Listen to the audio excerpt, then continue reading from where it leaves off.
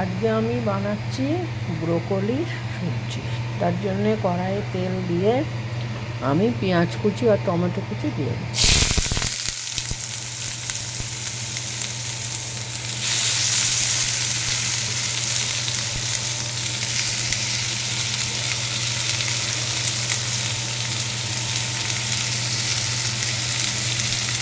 পেঁয়াজ আর টমেটো একটু ভালো করে নেড়ে নিয়ে এর সাথে আমি কিছু রসুন কুচি রাখছি। এই রসুন কুচিটা দিলে ব্রকলির টেস্টটা খুব ভালো হয়।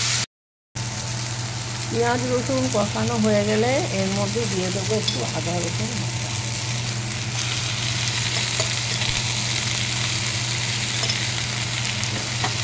আদা রসুন বাটা দিয়ে একটু কষিয়ে নিয়ে দেবো কিছু গুঁড়ো মশলা।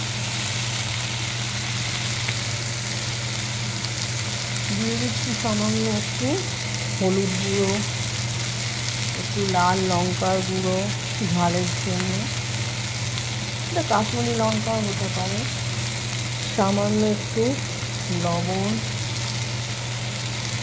তার সাথে একটু চিনি।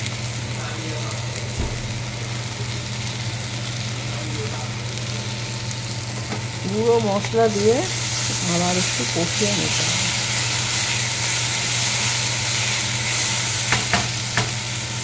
এবার আমি এখানে দিয়ে দেবো একটু টক দই।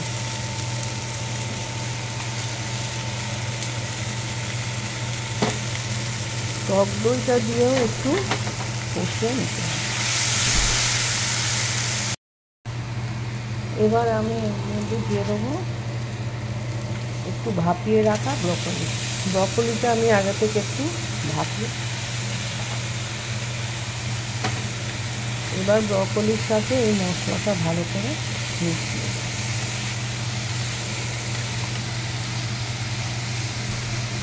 সামান্য একটু জল দিয়ে দেবো।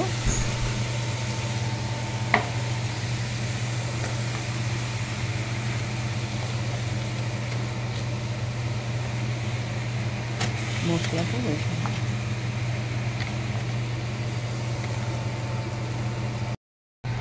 উপর থেকে ছড়িয়ে দিচ্ছি একটু কসুরি মেথি।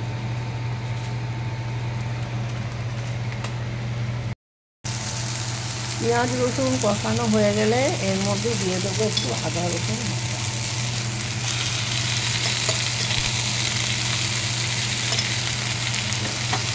আদা রসুন বাটা দিয়ে একটু কষিয়ে নিয়ে দেবো কিছু গুঁড়ো মশলা।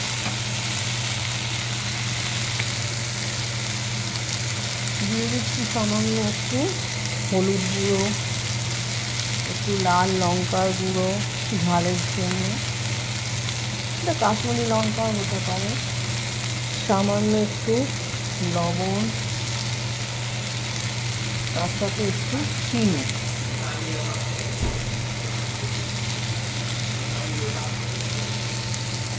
গুঁড়ো মশলা দিয়ে আবার একটু কষিয়ে নিতে হবে।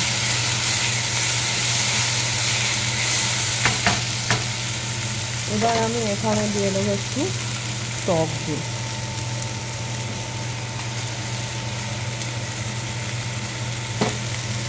টক দইটা দিয়েও একটু কষিয়ে নিতে হবে।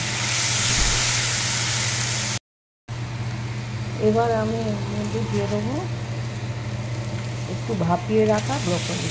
ব্রকলিটা আমি আগে থেকে একটু ভাপিয়ে, এবার ব্রকলির সাথে এই মশলাটা ভালো করে মিশিয়ে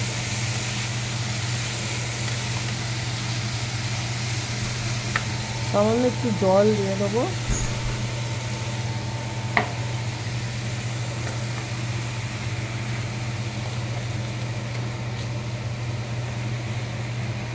মশলাটা মেশানো,